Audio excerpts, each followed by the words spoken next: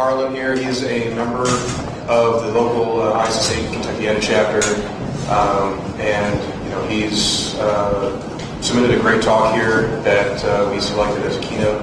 So hopefully you all will enjoy. And I just want to hand it over to Harlen and thank him for submitting and accepting as a keynote. So thank you all, and thanks, Harlen. Yeah, and thanks again to the. All right, I'm going to try to not move that. Thanks to the Kentuckiana chapter of the ISSA for a fantastic conference. I understand that all that is standing between all of you and closing ceremonies is this talk. Brevity is a virtue. It's not one of mine, however, so I'll do the best I can. This is I guess I should introduce myself first. My name is Harlen Compton. For those of you who haven't had the pleasure of meeting, I can usually be found loitering around the ISSA chapter meetings on the first Friday. They feed me, I show up. I am a bit of an oddball professionally. I had a really good thing going as a software developer in the cybersecurity space. I worked in finance, healthcare, a little bit of time with the Department of Defense, and I don't know why I decided to screw that up and go to law school. It's so long ago, it's blacked out of my memory, but I did. So I thought that would make me, beloved among attorneys and engineers. It turns out I just no longer fit in with either group. But I am an effective translator between the two. And so what this talk is about is taking a look at the bigger picture of how compliance works in an organization versus cybersecurity. Some of this is background material, especially for you compliance professionals in the room. I did this talk a few months ago for a bunch of lawyers talking about engineering, and so now I'm trying to do it the other way around. So we'll see how it goes. And right into it. So first thing is the old security versus compliance debate. Everybody's familiar with it, right? Everybody familiar with checkbox security, where your legal department sends you those questionnaires or whatever it is your organization does. And it's like, you have to do these things, and if you do these things, we're going to tell everybody we're secure. And that's in no way true, but that's just how it was. It still is today, but I'm going to get into why it's not even that simple anymore. So if you came here looking for a checklist of things I can do to keep my organization out of legal trouble, you may have come to the wrong place. But again, we'll see. Today, we go back and forth between security and compliance departments. They want us to do the checkbox things that don't matter. We want to actually protect data so we don't have a breach and don't have to worry about it. And nobody has figured this puzzle out. Even Microsoft, who love them or hate them, you'd have to agree, they've got their stuff together when it comes to regulatory compliance. Had an issue recently. I don't want to breach my NDA, but some of you use Azure. They do these audit reports, and I was reviewing their audit report, and they had a security finding. But when you go and you read it, they didn't actually have any security issue. It was a routine task that they're supposed to be performing, and they did, but somebody forgot to fill out the appropriate form and put it in the appropriate place. And so the auditor said, oh, you've got a security issue here. And so all over the country, I'm sure for the past 3 months, Microsoft's sales department has had to be having conference calls with legal departments for their enterprise customers because somebody didn't fill out the right form, even though they had proof they had achieved the control. So that was hard enough in a world where our companies were only bound by one regulatory scheme or one set of laws. Today, it's a little different. I use the term minefield because I couldn't think of anything else to call it. But I'll occasionally talk to somebody who thinks that their organization is immune from all of this data security stuff. I have yet to have such an encounter and have it end where I'm convinced that you're right, you're not under any of these regulatory frameworks. I suppose if you had a farm in Nebraska with no internet access and no employees and no health insurance benefits and no customers, maybe you wouldn't have to worry about any of this. For the rest of us, we do. We've got the big ones, and this slide is not comprehensive. There are so many things out there. I just went with the ones that I've worked with. But we're all familiar with the big ones, right? I work in healthcare at the moment with HIPAA. In the financial world, we've got Sarbanes-Oxley. And of course, everybody's favorite subject the past few years, the European Data Protection Act, or regulation, the GDPR.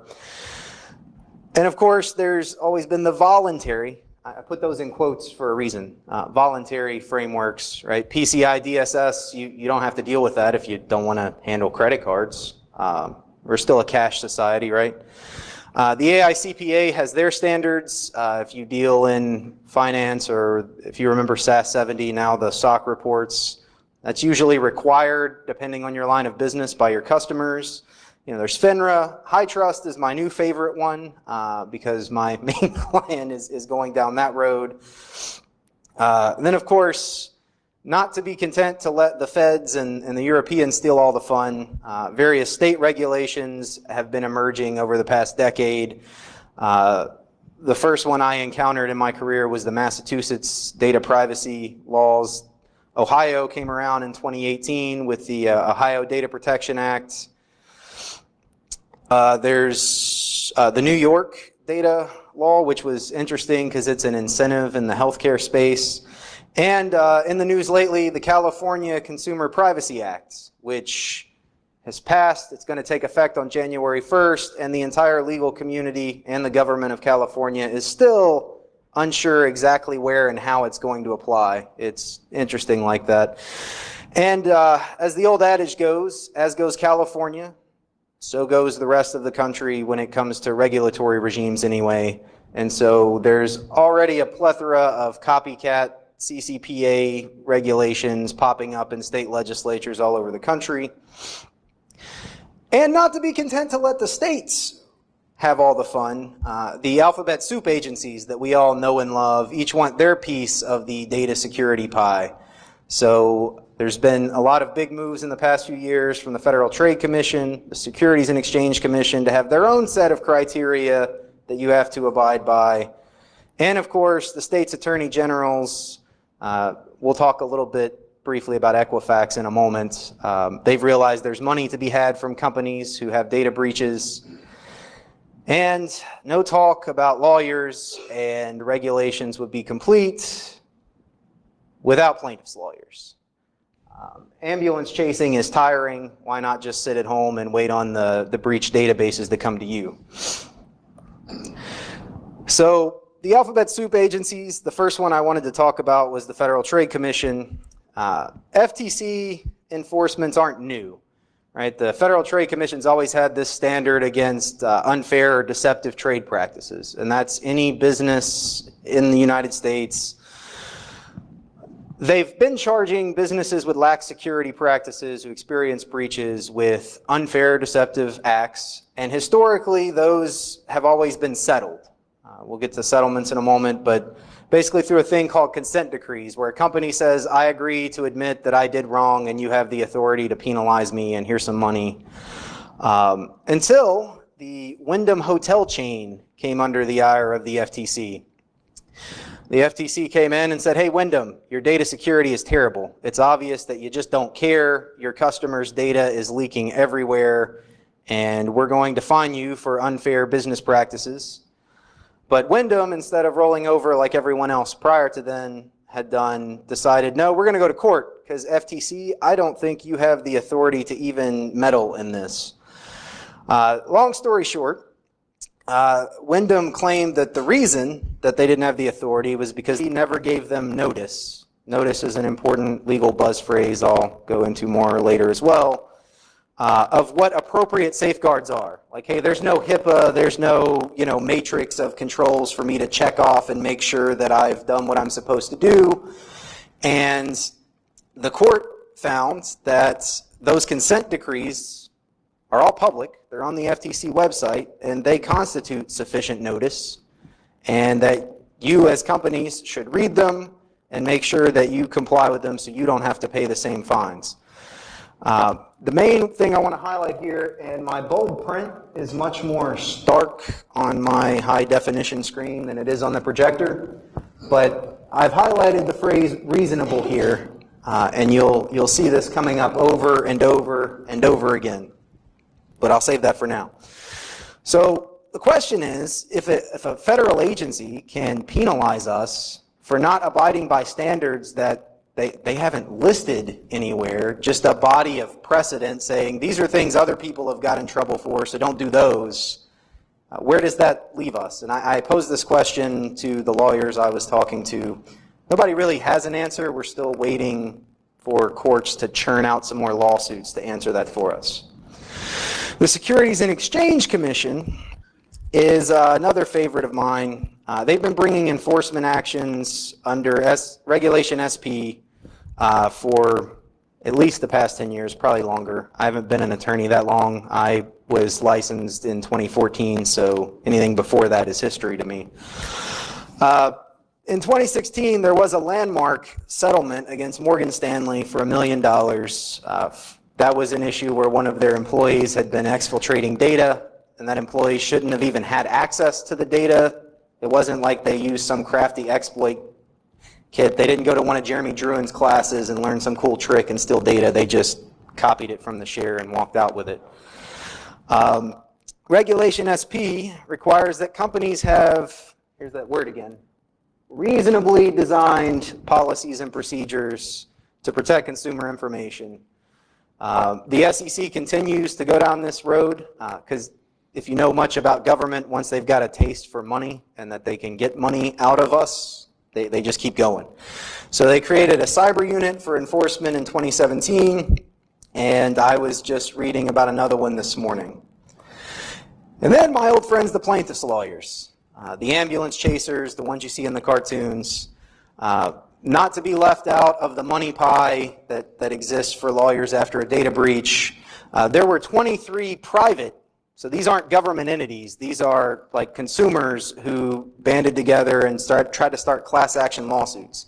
There were 23 of them filed in the week that followed publication of the big Equifax breach with which we're all familiar.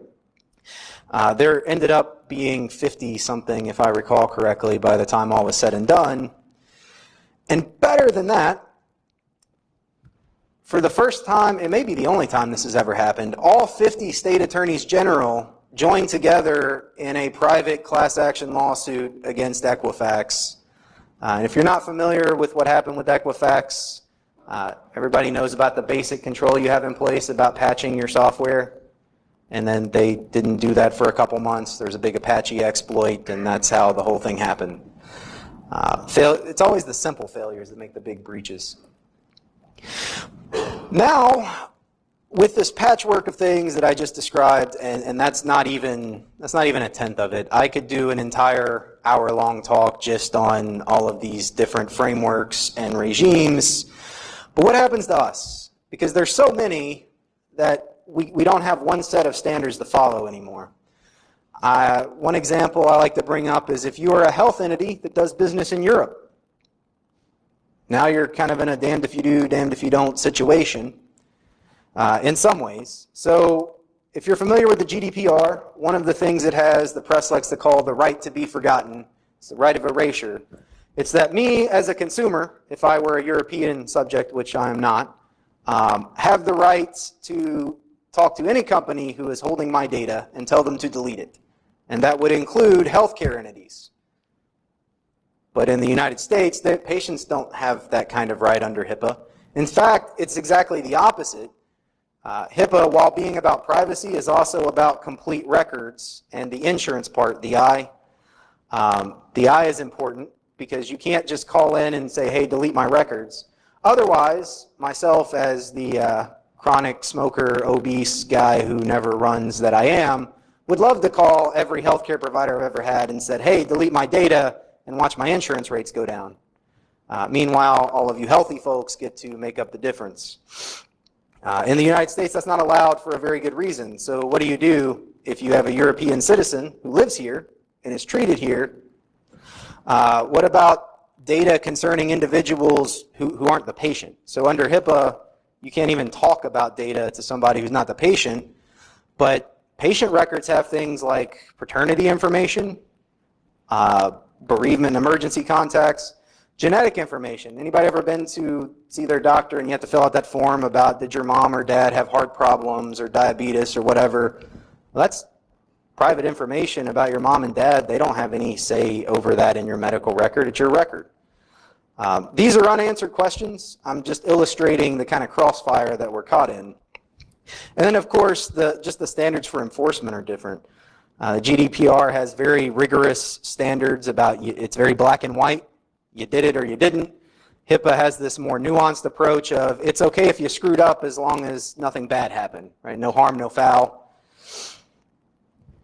That's a terrible way of putting that, and don't ever tell anyone a lawyer said that.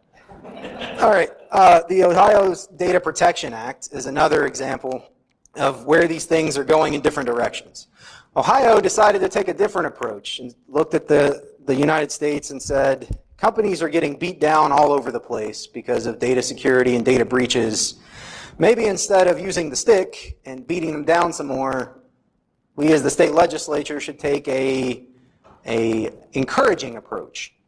So what Ohio did was they created their data security law and created, the press has called this a safe harbor provision, where if you get out of jail free card, if you've done these things, then you can't be sued in court.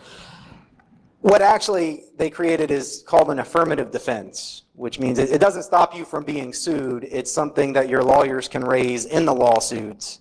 So if you're worried about paying the expenses of litigation, Ohio doesn't help you there. Nonetheless, it's a nice thing to have.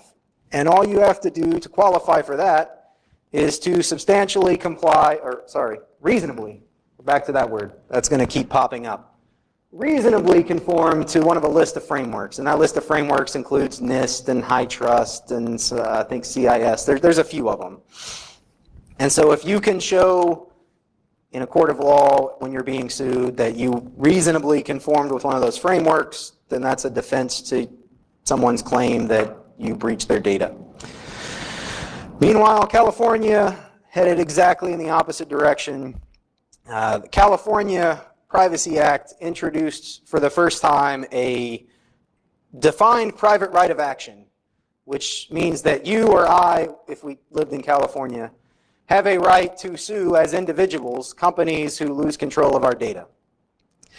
That's not actually a remedy that's available to us in the rest of the country or in California until January 1st. And normally when we want to sue a company, we go into a big class action and we allege that they've harmed us in some way or that they were engaging in unfair practices. California will be the first place where you can say, you lost control of my data, that is my legal claim, not some other thing, and we'll get into some of those other things.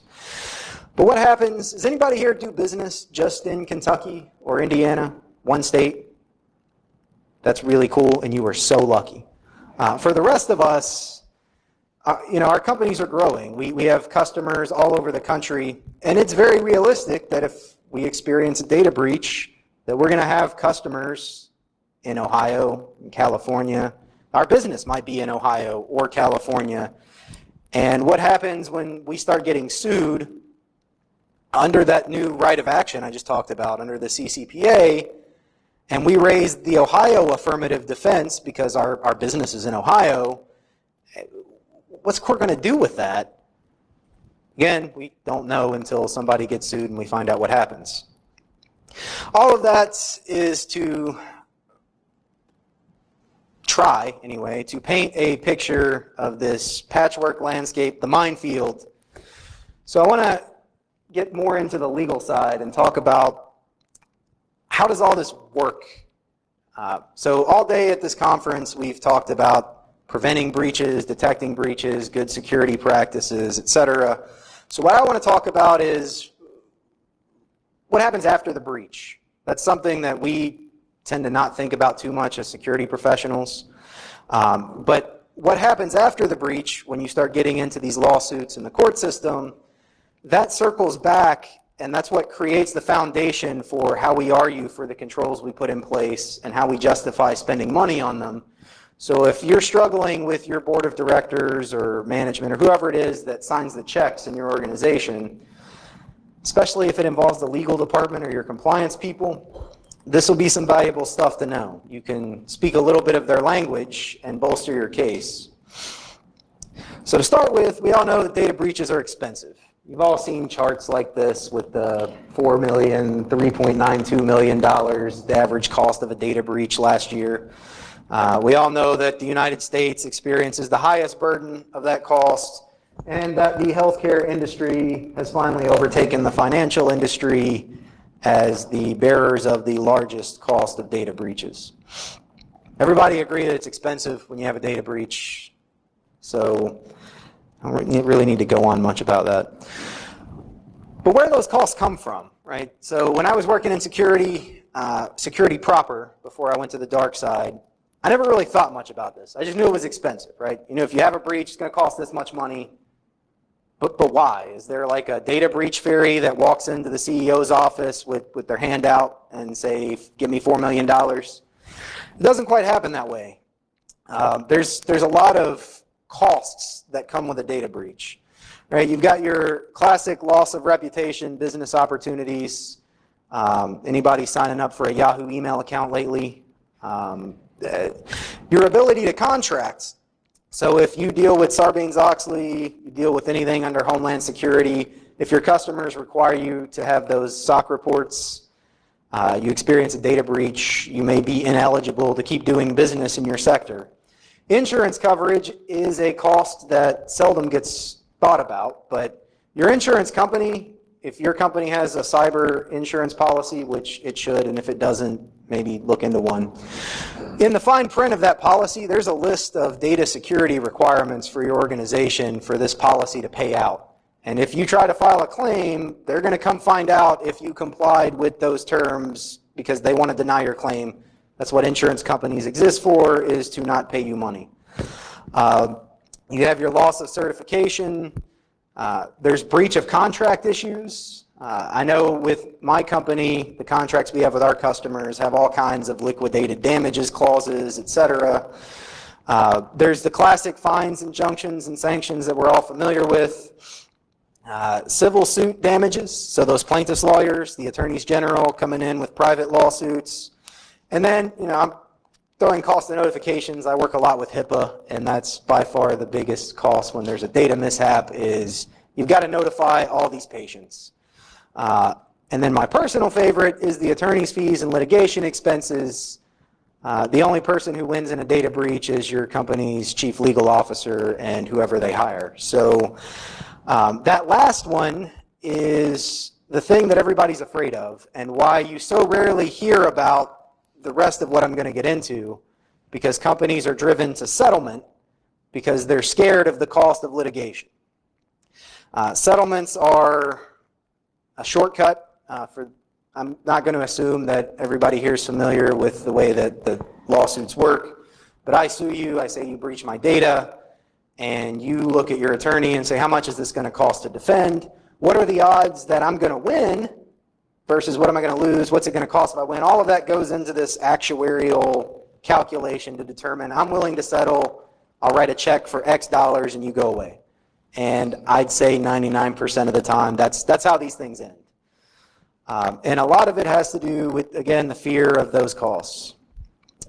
But it's important to put those aside and let's just keep stepping forward in what would happen if you are sued.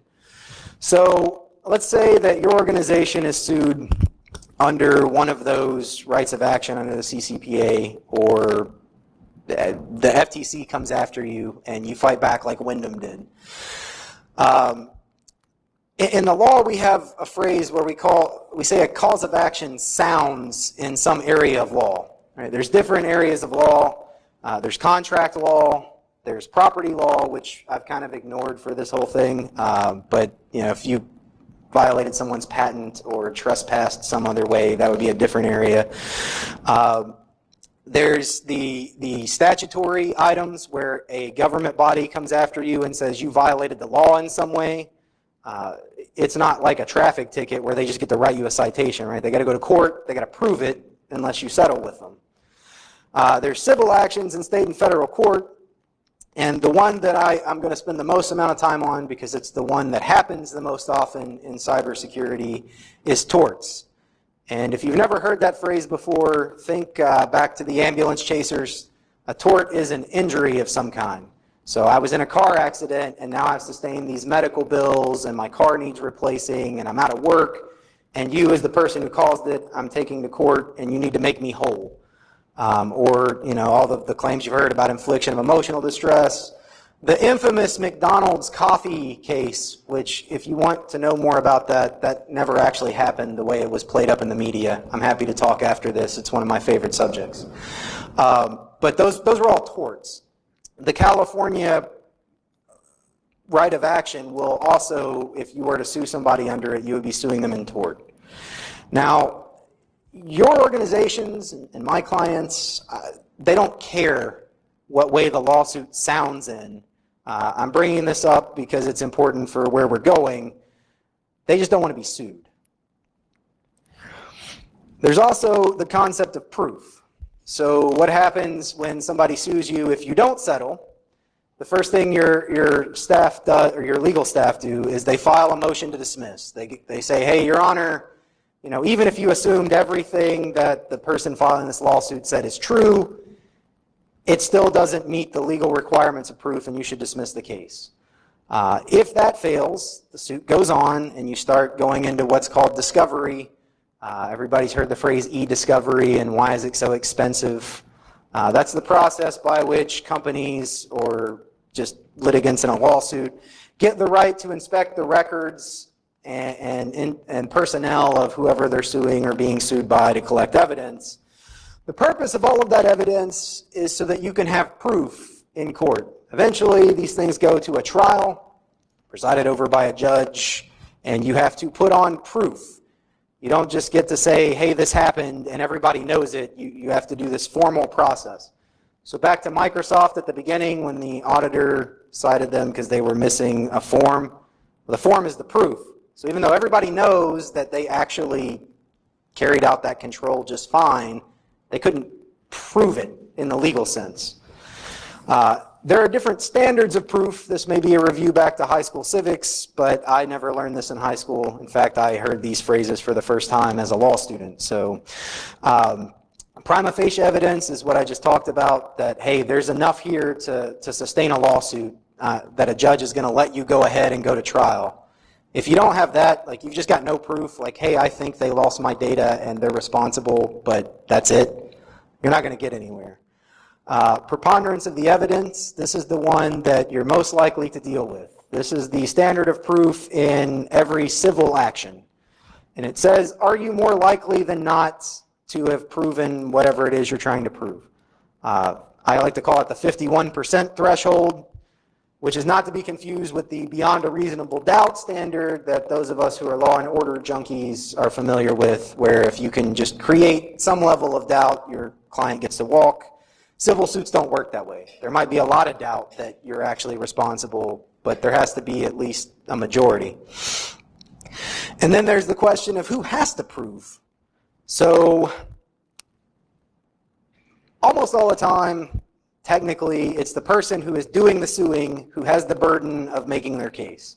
So you, as an organization who experienced a data breach, if you've ever lived through one of these before, the first thing that your legal department does when they show up is they tell everybody to shut up, turn their email off, and don't say anything to anybody.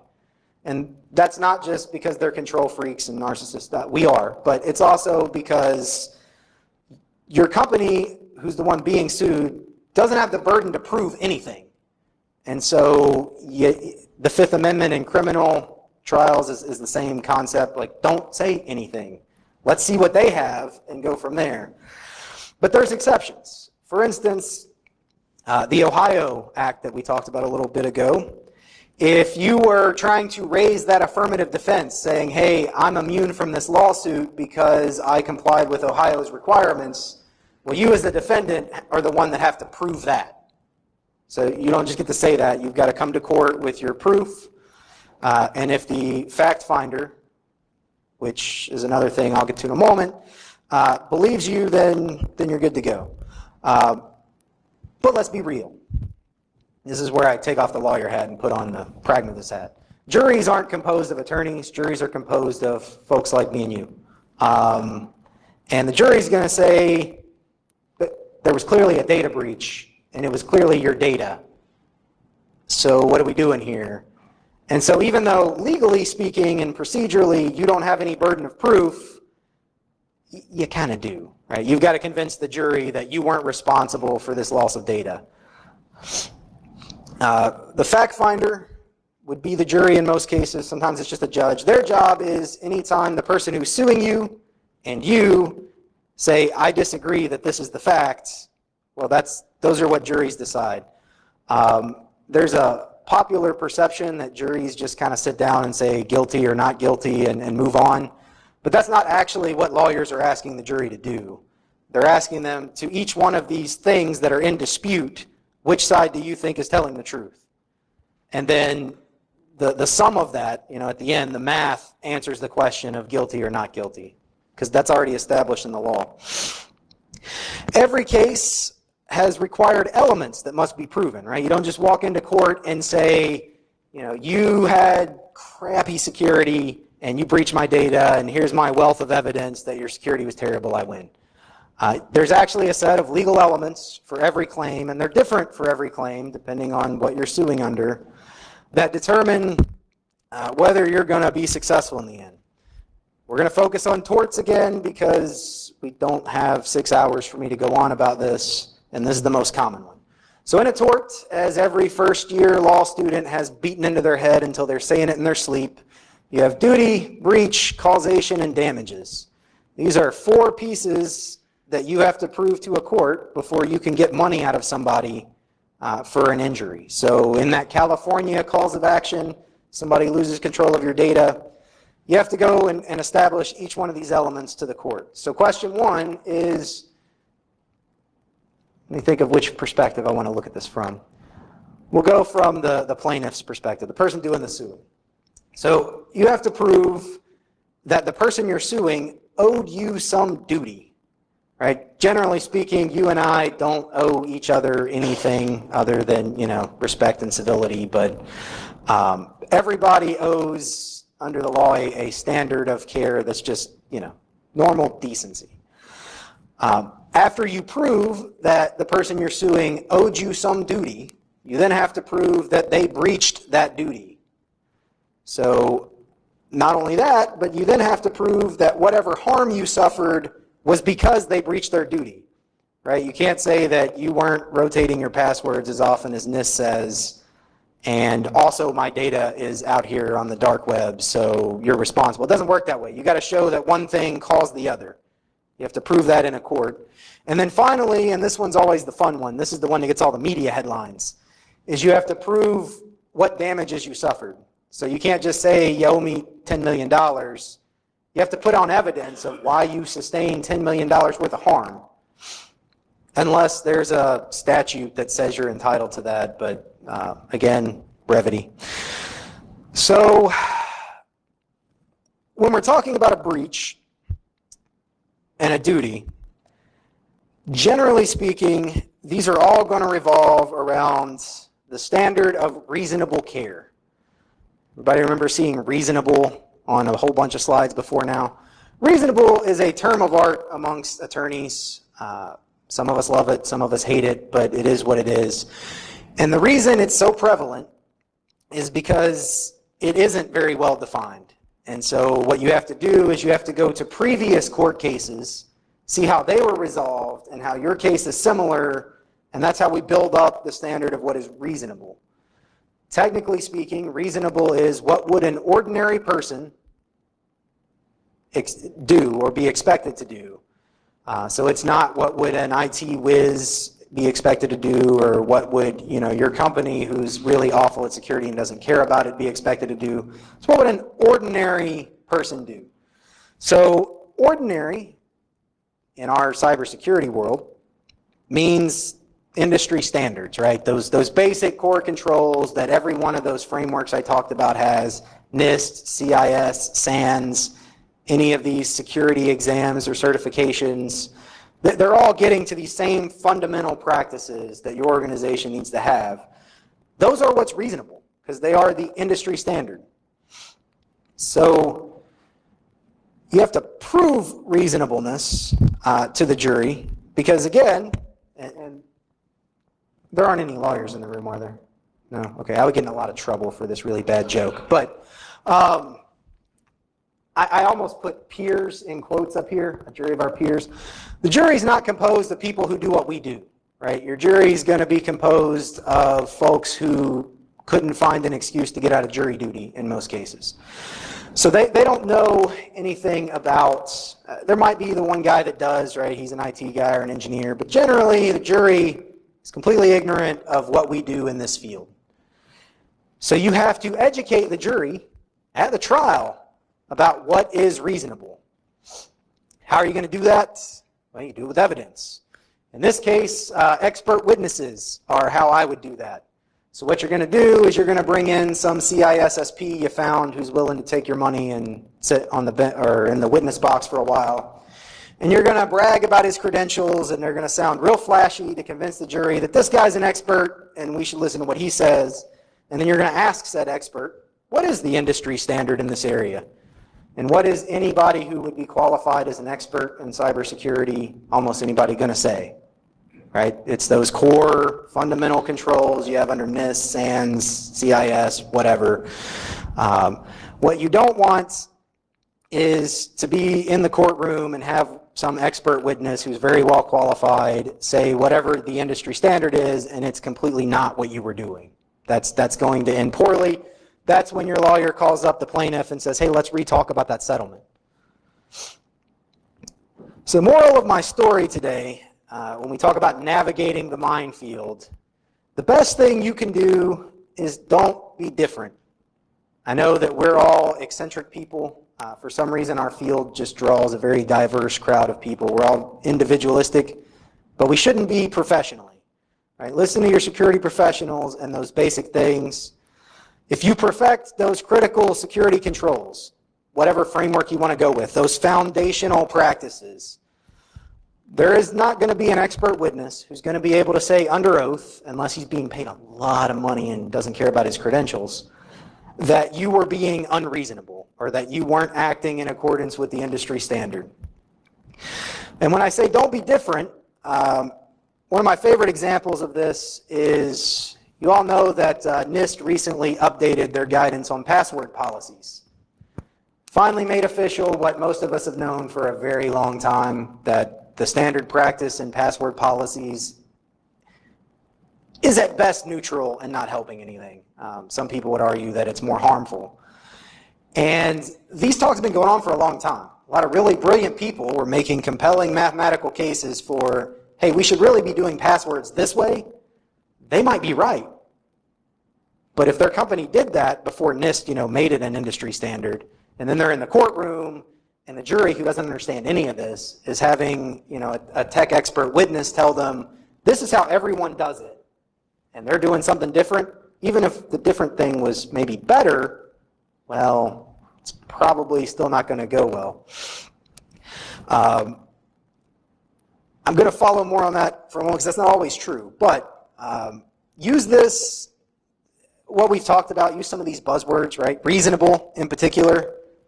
Your legal department will love you for that.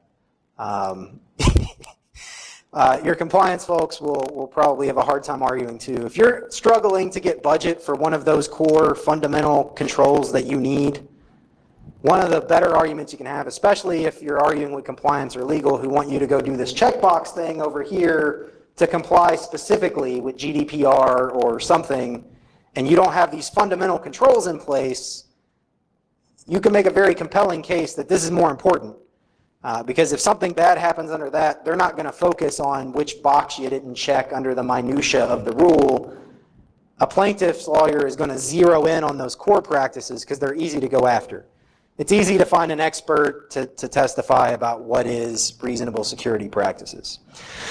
So, like the minefield, when you navigate a minefield, I know we've got some military folks here, so you're going to know how this works.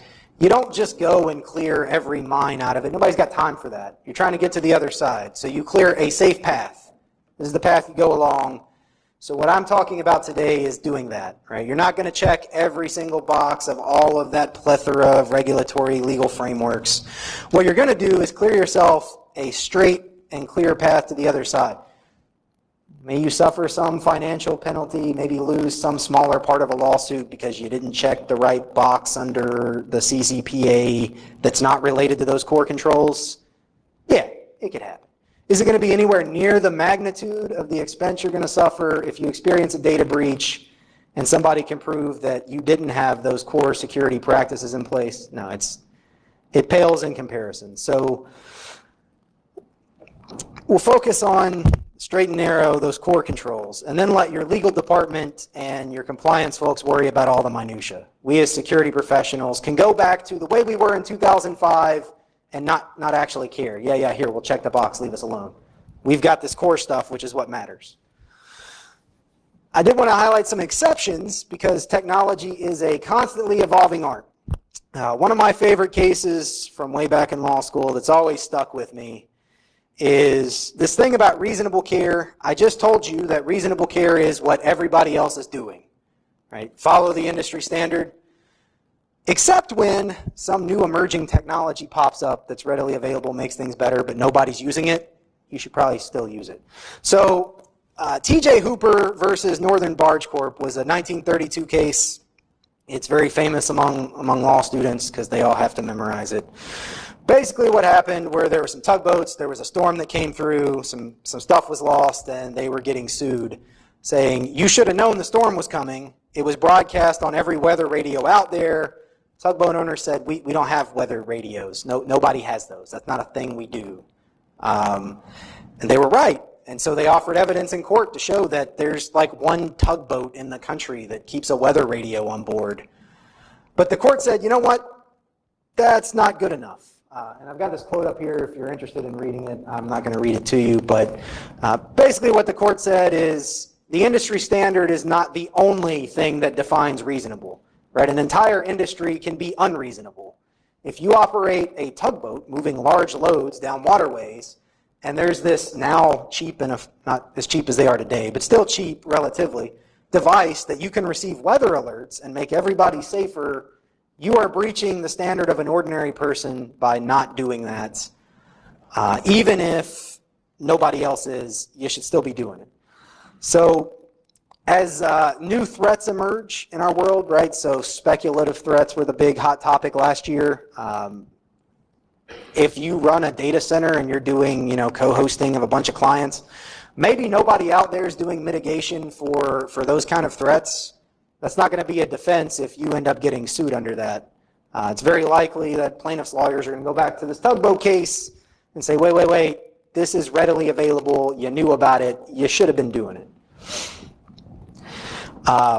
And of course, let's go to the other side and say that you don't have an expectation to absolutely protect data.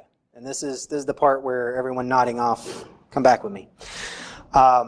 Judge Learned Hand, if you've never heard of him, brilliant legal philosopher, don't know why he was never on the Supreme Court. If you're interested in such things, he's a fascinating guy to read. But he authored the opinion in a case called United States versus Carroll Towing back in 1947. This is another one of those cases every law student gets beat over the head with their first year. And what this was a case of, again, with tugboats. Somehow tugboats set the basis that we use in cybersecurity today. It's weird. In this case, there were some tugboats that were left unmanned during the day, and some stuff happened. Long story short, the boats got loose. Nobody was on them. They're bouncing around the harbor, bumping into stuff, causing all kinds of damage. So the lawsuit followed, and there was this argument from the tugboat owners that, look, it's unrealistic for us to keep the boat manned during the day when nobody's doing it. Nobody else does this. It costs too much money. Judge Learned Hand agreed with them to a point. He said, you're right. You don't have a duty to go above and beyond what is reasonable. Now, he also found that the tugboat owners didn't meet that burden and they had to pay for all that lost grain. But he, in the process, laid down a formula which is still used in every tort action today that involves this kind of question. He created a formula of burden, so the burden you bear as a business is equal to the cost of injury multiplied by the probability of that injury happening. Any CISSPs in here? Yeah, there's a bunch. You know, on the exam, that formula, risk equals impact times likelihood, Judge Learned Hand's where that all came from. They're teaching certified professionals to approach business this way. So if you have something that's likely, if it happens, to cost your organization $1 million, there's a 10% chance of it happening in any given year, then that's a $100,000 risk per year. And so any mitigation for that risk that costs more than $100,000 is beyond your organization's standard of care, right? That's unreasonable legally. And so one of the other defenses you can raise if you find yourself in the courtroom is what the plaintiff's saying that I should have been doing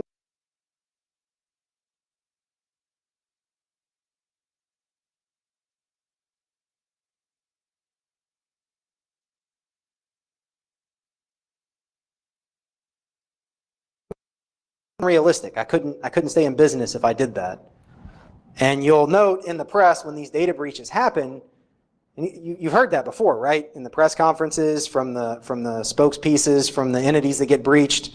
Like, look, doing this thing you're all saying we should have done would have put us out of business.